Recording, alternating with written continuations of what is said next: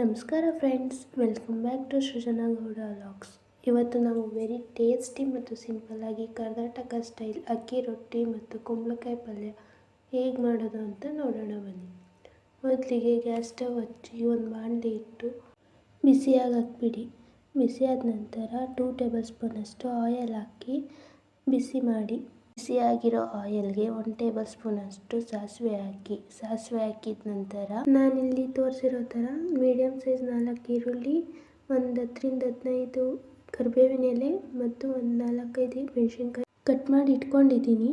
ನಂತರ ಕರಿಬೇವಿನ ಸೊಪ್ಪು ಮತ್ತು ಮೆಣಸಿನ್ಕಾಯಿ ಹಾಕಿ ಫ್ರೈ ಮಾಡಿದ ನಂತರ ಈರುಳ್ಳಿ ಹಾಕಿ, ಈರುಳ್ಳಿನೂ ಅಷ್ಟೇ ಬ್ರೌನ್ ಆಗೋವರೆಗೂ ಸ್ವಲ್ಪ ಫ್ರೈ ಮಾಡಿದ ನಂತರ ಕಟ್ ಮಾಡ್ಕೊಂಡಿಟ್ಟಿರೋ ಕುಂಬಳಕಾಯಿನ ಹಾಕಿ.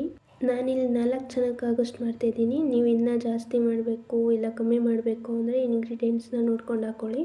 ಆಮೇಲೆ ಮಿಕ್ಸ್ ಮಾಡ್ಕೊಳ್ಳಿ. ಅದನ್ನೆಲ್ಲ ಮಿಕ್ಸ್ ಮಾಡಾದ್ಮೇಲೆ ಸ್ವಲ್ಪ ಹರಳುಪ್ಪು ಹಾಕ್ತಾಯಿದ್ದೀನಿ.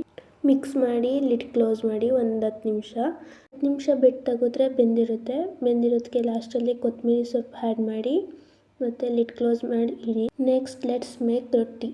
ಒಂದು ಸ್ಟವ್ ಹಚ್ಚಿ ಒಂದು ಬಾಣಲೆ ಇಟ್ಟು ಅದಕ್ಕೆ ನೀರು ಹಾಕಿ, ನೀರು ಸ್ವಲ್ಪ ಬಿಸಿ ಆಗೋವರೆಗೂ ಬಿಡಿ.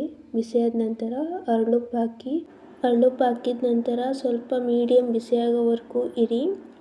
ಬಿಸಿಯಾದ ನಂತರ ಇಲ್ಲಿ ಅಕ್ಕಿ ಹಸಿಟ್ಟಾಕಿ ಮಿಕ್ಸ್ ಮಾಡಿದ ನಂತರ ಅದೇನಾದರೂ ತೆಳ್ಳಗಾಗಿದ್ದರೆ ಅದಕ್ಕಿನ್ನೂ ಸ್ವಲ್ಪ ಹಸಿಟ್ಟು ಆ್ಯಡ್ ಮಾಡಿ ಚೆನ್ನಾಗಿ ನಾದ್ಕೊಳ್ಳಿ.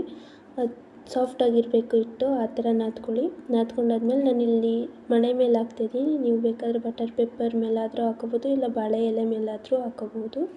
ನನಗಿಲ್ಲಿ ಅಭ್ಯಾಸ ಇದೆ, ಅದಕ್ಕೆ ನಾನು ಮಣೆ ಮೇಲೆ ಹಾಕೋತಿದ್ದೀನಿ. ಸ್ಟವ್ ಮೇಲೆ ಏನು ಇಟ್ಟಿರ್ತೀವಿ ಅದ್ರ ಮೇಲೆ ರೊಟ್ಟಿ ಹಾಕಿ 2 ಸೈಡು ಚೆನ್ನಾಗಿ ಬೇಯಿಸ್ಕೊಳ್ಳಿ.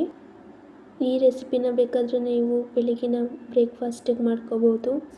ಫೈನಲಿ ಅಕ್ಕಿ ರೊಟ್ಟಿ ಜೊತೆಗೆ ಕುಂಬಳಕಾಯಿ ಪಲ್ಯ ಒಂದೊಳ್ಳೆ ಕಾಂಬಿನೇಷನ್ ಅಂತಲೇ ಹೇಳ್ಬೋದು. ನೀವು ಕೂಡ ನಿಮ್ಮ ಮನೇಲಿ ಟ್ರೈ ಮಾಡಿ. ಈ ರೆಸಿಪಿ ಇಷ್ಟ ಆದಲ್ಲಿ ಲೈಕ್ ಮಾಡಿ, ಶೇರ್ ಮಾಡಿ, ಕಮೆಂಟ್ ಮಾಡಿ. ಮತ್ತಷ್ಟು ಇದೇ ಥರ ವೀಡಿಯೋಸ್ಗಾಗಿ ಸೃಜನಾ ಗೌಡ ಯೂಟ್ಯೂಬ್ ಚಾನಲ್ನ ಸಬ್ಸ್ಕ್ರೈಬ್ ಮಾಡ್ಕೊಳ್ಳಿ. Thank you for watching.